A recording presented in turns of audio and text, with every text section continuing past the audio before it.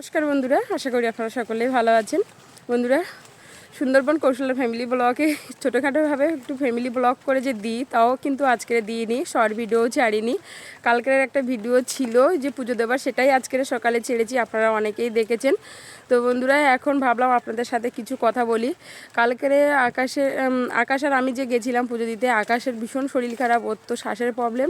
সেটা শ্বাস কালকের তো অমাবস্যা ছিল, অমাবস্যার কারণে ওর শ্বাসটা বেশি, আবার শ্বাসটা বেশি হচ্ছিল, যার জন্য আজকে সকাল থেকে আর আমারও শরীরটা ভীষণ খারাপ। কালকের উপোস করেছিলাম, কিছু মনে হয়নি। আজকের উপোস ভাঙার পরে আমার কিন্তু বেশি শরীরটা খারাপ লাগছিল, সকাল থেকে শরীরটা একটু খারাপ লাগছিল। তার ভিতরে আকাশ গতকাল রাত্রে ঘুমাতে দেয়নি, একদম সারা রাত জাগা ছিলাম। তো যার জন্য আজকের ভিডিও করতে আর ইচ্ছেই করেনি, কিন্তু সংসারের সমস্ত কাজবাজ কিন্তু করতে হয়েছে।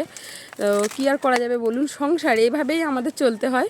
তো সংসারের কাজবাজ করেছি, কিন্তু ভিডিও করব যে আপনাদের সামনে যে আসবো, সেটা আর হয়ে ওঠেনি, আসা আর হয়নি। তো ভাবলাম এই সন্ধ্যার টাইমে সমস্ত সব কাজবাজ হয়ে গেছে, এই সন্ধ্যার টাইমে একটু আপনাদের কাছে আসি।